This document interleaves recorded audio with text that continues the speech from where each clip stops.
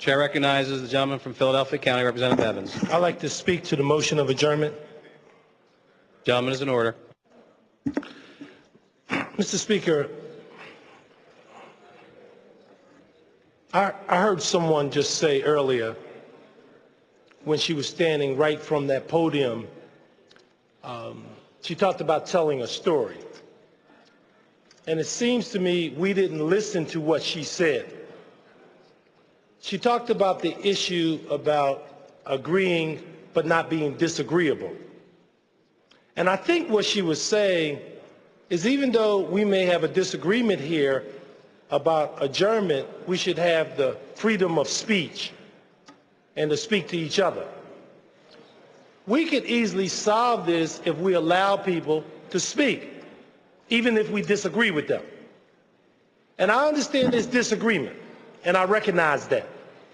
But what I heard her say up on that podium, and if we ever really listened to each other, was the element that we can disagree, but we don't have to be disagreeable. The reason that the gentleman is making that motion is because somebody can't be heard. So in that case, we might as well adjourn. Whenever anybody can't be heard, they will find a way to communicate. You may not like it, you may not agree with it, but they're going to find a way to communicate. Now, we can vote either for that adjournment or against that adjournment because there's still more work to do. But the only reason you take a desperate step like adjournment is when you shut down somebody's right to communicate. That's when you shut somebody's right down to communicate. So even though you may not like what someone is saying, what the gentleman is saying is out of frustration that he wants to be heard. That's what he's saying. So I'm only asking. I would ask the gentleman to withdraw his motion for adjournment if people could have a right to express their feelings about House Bill 40. But if you don't give them a right to speak on House Bill 40, then he should not withdraw his amendment. Now, you may say, we got the votes. And let me say this to you. You may win this today. You may win this today. But mark my words. If you're around here long enough, there will be a day when there's something that you want to express. There will be a day, and somebody will do the same thing to you. Now, I don't agree with this process. I don't agree with this process. I'll be the first one to say to you, that's not my preference, Mr. Speaker, to be for adjournment. That's not my preference. But you give people no choice. Now, I know some people get arrogant about that, but I'm telling you, I'm just giving you some advice.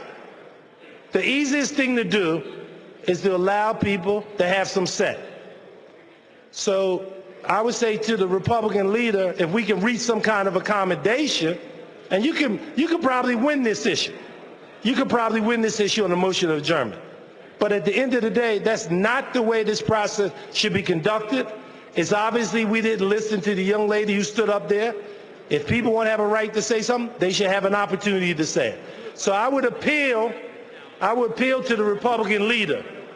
I would appeal to the Republican leader for us to find a way to have people make comments on this particular issue and not just have this be a vote or doubt. If not, Mr. Speaker, then I'm going to support the gentleman's motion to adjourn and do whatever you want to do. I will support that motion, but at the end of the day, that's not my preference. My preference is we give people a chance to say what they got to say, get it over, you got the votes, so when you have the votes, you don't have to worry about saying anything. I think there can be a little flexibility. I think the gentleman, when you did the discharge resolution, I stood up at this mic. You didn't have to discharge. What I said to you, the bill would be brought up. I did it in the committee. Now, some of you may say, well, it was the threat of discharge. Whatever it was, I came down here and I said to the gentleman, I would move the bill. We are losing trust in this process. Don't lose the trust in the process. Now, I know some of you not listening to what I'm saying. I'm telling you, the name of this game It's for us to find ways how we function together. So I would ask the Republican leader, in my view, if he can find some way, not for us to get into this, you know, this vote versus that vote, this procedure, ping pong to go through. There got to be a middle ground. That's all I want to say on that adjournment, Mr. Speaker. On the question of adjournment, the chair recognizes the majority leader, Representative Eaches. I want to echo the comments of the chairman. There is no fear in debate. In having a debate, there should be no fear. The gentleman's motion from Philadelphia is out of desperation. Whether you're for this or against it, there should be no fear in having a thorough discussion of the issues. Using this motion as a way of silencing all debate is not healthy for the collision of differences in the Commonwealth. This motion is, frankly, I'm used to this motion. Over 40% of this body are fairly new over a couple of sessions. I remember these kinds of motions in my long-term memory when the Republicans were in the majority. They had the rules cooked your way. This motion stops debate. Let's have the debate, let's have the vote, or the gentleman's motion should be sustained. Mr. Speaker. Chair recognizes the minority leader, Representative Smith. Thank you, Mr. Speaker. On the motion to adjourn, I would rise to urge the members to defeat this motion. As we were told last night when I made a similar motion, that we need to finish the business of the people, and I think this House has some additional work that at least some members would like to get done. So I would certainly urge the members to oppose the motion to adjourn. I would like to expand just a little bit with the same discretion that was afforded the majority chairman of the Appropriations Committee. The amendments that we basically moved the previous question to dispense a debate on yesterday afternoon, were amendments that were not directly related to the substance of the Castle Doctrine, the underlying bill. In my opinion, they were not in order. As I said yesterday, my opinion isn't really relevant at that point. It's the Speaker's opinion subject to the majority of the House. The majority of the House always has the say in what we're going to do, regardless of what the Speaker may say, the majority leader, or the minority leader.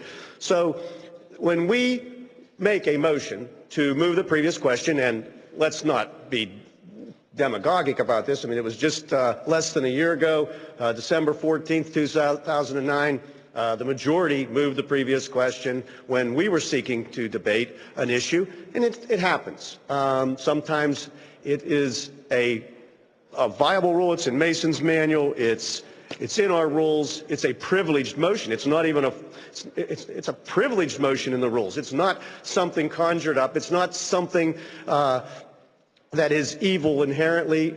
It is part of the process. And in fact, that motion I made just a few minutes ago was supported by 143 members of this House, including 46 members of the majority party. So it's not the minority leader doing something. It is the House. It is a majority of the House that is doing something. And I would want to make one other comment in that regard, and I appreciate your latitude, Mr. Speaker. These other issues that were unrelated to the Castle Doctrine that some would like to have heard out before this House. The one thing the majority does have is the power to bring issues to the floor of the House. Those bills could have been kicked out of committee, put on the calendar, and brought before the hall of the House. I can't control that other than to persuade the majority to say we don't want to do that.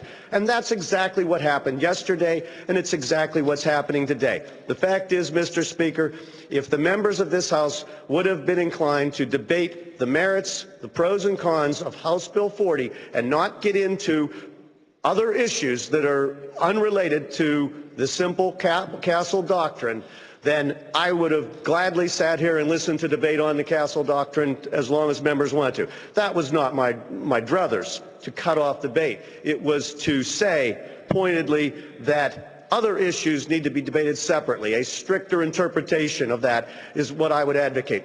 The majority can bring those bills up at what point in time they want. At this point in time, we were debating House Bill 40, which was pure and simple the Castle Doctrine.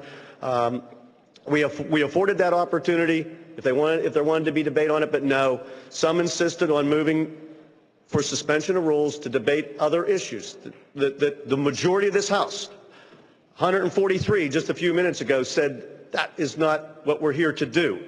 Yesterday, it was in the same ballpark. 140-some members moved the previous question, and 150-some members voted, I think it was 157 members voted to move the bill to give it second consideration, to bring it to third. So this is not something the minority leader is doing. This is something the body is doing. And I would urge the members to defeat the motion to adjourn so that we can vote House Bill 40 on final passage. Thank you, Mr. Speaker.